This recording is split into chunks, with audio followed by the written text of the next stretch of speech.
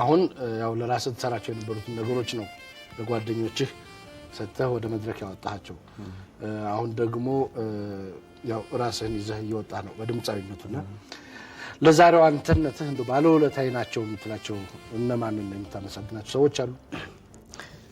መቼም በኔ በህይወቴ ውስጥ ብዙ ማመሰግናቸው ሰዎች አሉ በሙዚቃ ህይወቴ ማለት ነው። በመጀመሪያ የአክሱማይት ባንድ አባላትና ዳዊት ጽጌን ጨምሮ እንዲሁም ዳዊት መለሰ አሁን ላለሁበት የሙዚቃ ሁኔታ ብዙ በር የከፈተልኝ እሱ ነው። እንዲሁም መጀመሪያ ህፃን ጩጬ በማልበዝ ጩጬ በጣም ጩጬ ያለው ግጥምና ዜማ አዘጋጅቼ ዝም ብዬ ስል አዳነች ወልደ ገብርኤል የምትባል አንድ ሴት ነበረች ወይዘሮ አዳነች ወልደ ገብርኤል እሷ የመጀመሪያ ምልክቴን ያየችልኝ እሷ ናት። ብዙ ጊዜ ነጮች የሲዲ አልበማቸው ላይ ካያችሁ ዘፋኞች ሲናገሩ መጀመሪያ ችሎታዬን ያየልኝ ሰው አመሰግናለሁ ይላል እና በኋላ ሰው ከከበበ ወዲህ አይደለም የመጀመሪያው ሰው እሷ ናትና በጣም እሷን ላመሰግን እወዳለሁ። እንደዚሁም ሚፍታህ ጀማል የሚባል ልጅ አለ። እንዲሁም የቅርብ ጓደኞቼ በማያገባቸው እያስገባው ግጥም ሁሉ እየሞከሩ አሉ እንግዲህ አንዳንዶች እና እነሱ አሉ። እንዲሁም የካሊብሶ ሆቴል ባለቤት አቶ ጸጋይ አብሶ እነዚህ ላመሰግን እወዳለሁ። ሌሎችም አሉ።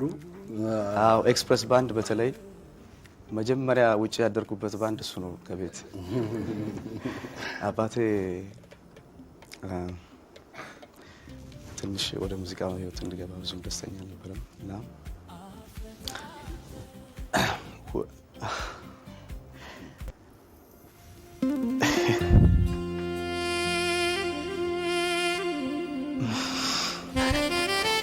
ሶሪ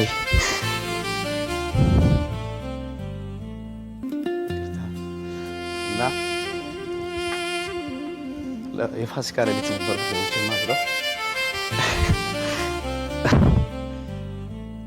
አቤት አቤት አፈጣጠ ለመጀመሪያ ጊዜ እንግዲህ ይቅርታ አድርጉልኝ አልጋዬ ውስጥ ትራስ ላይን ክለብ የሚባል ቤት የዛሬ 3 ዓመት እሳን የጀመርኩት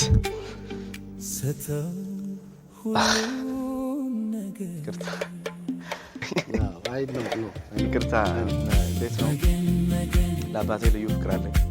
ከዚህ በላይ ፍቅር አልችልም። እሺ ወደ ሌላው ጥያቄ ልግባ ቴዲ። ሌላው እስኪ ጉድ ሰራችን ነው